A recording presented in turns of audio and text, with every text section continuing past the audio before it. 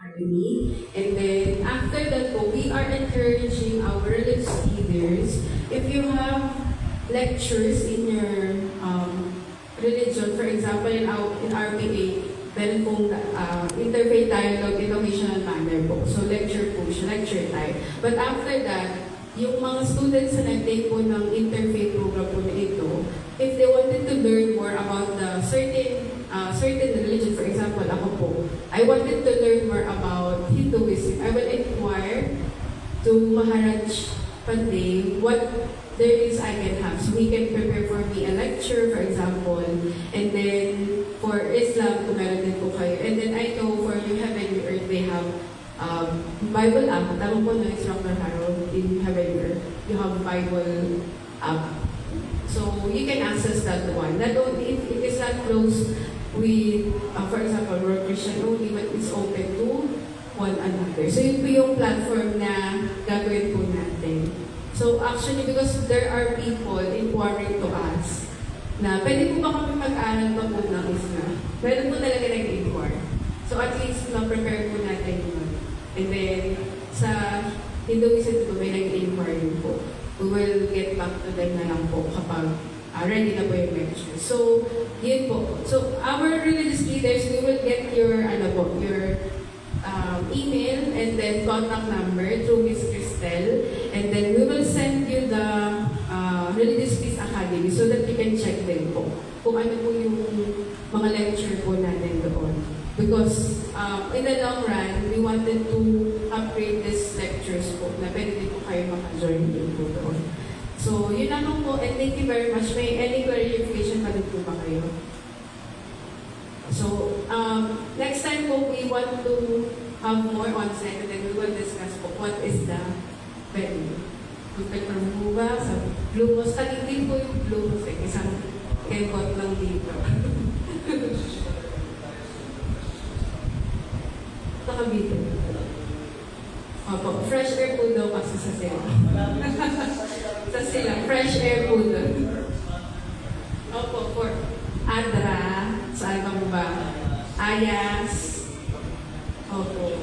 Seventh-day Adventist po talaga yung kami bahay po namin doon. So hopefully, meron po tayong po doon, venue. So, sinubra po naman. Kasi, Maharaj, lang hindi po yung magkakalaks lang po yung labas nila sa silang. Kalaks po, no? Laguna. Santa Rosa, Laguna. Malapit lang din po siya. So, yeah, pag-usapan po natin next time what can be our venue. So, Taguig, pwede po pala. Ustad Bayan. So, sino pong gusto pumunta sa Blumos? Welcome. Ito, next, sa Blumos tayo, dito lang po yung dapat bahay. Dito lang po sa FTI po. FTI. Si Prabhu nakapunta na po siya, nagkaroon sila ng iftar. Sige po. So, we will send that and then, mas marami po i-invite po natin na next time, mga kabataan naman din po, yung mag-gathering and magkakaroon po ng diet. So, thank you very much to everyone. Palapakan po natin ang mga. So, actually po next month is HWPL Foundation Day, May 25. So, asahan niyo po magkakaroon po tayo ng event. So, we will announce po this May or within the end of the April po ano po yung paghahandaan po natin. So, thank you very much po. And with that po ay magkakaroon po tayo ng picture taking. So, dito po muna. Tapos, si Prabhu, saan po yung Prabhu sa tayo makaharap later? Dito na lang po ba? Or, okay, sige po. Upo po lang po tayo in this setup and then after that, para may commemorative photo.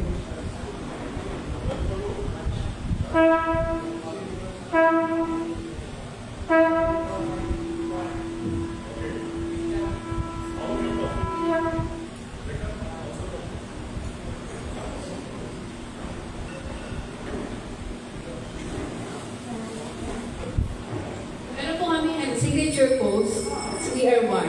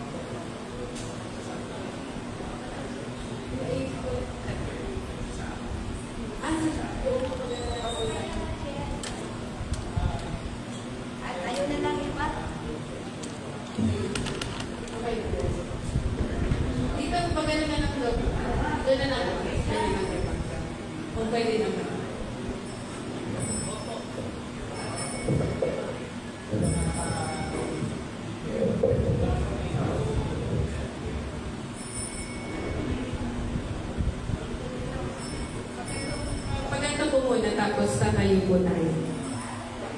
Okay.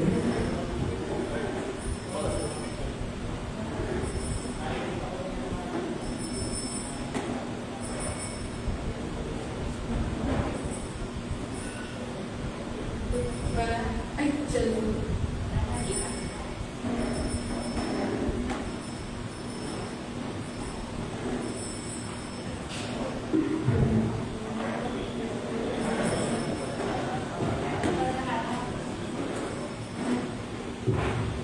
Dito po, one na nakaupo, and then later po we will stand up.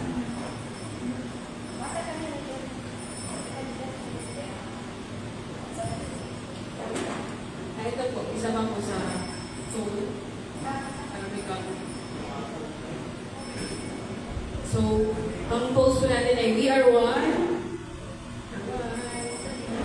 Smile po, and then we are one.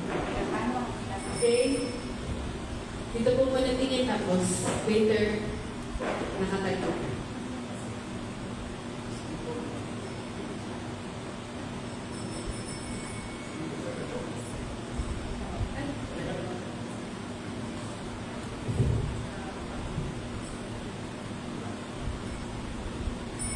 Okay, ready po? Tingin po tayo sa camera. In 3, 2, 1, we are one!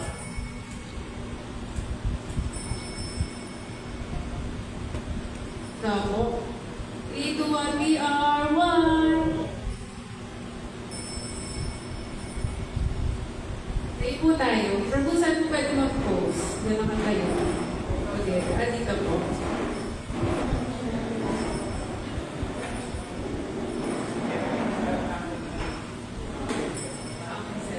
Okay po.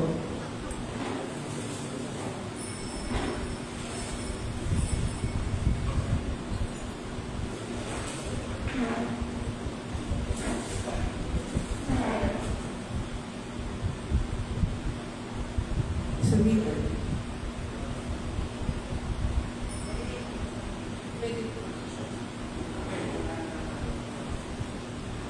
Kasya po ba? Pwede po yung iba sa lip yung matatangkad po.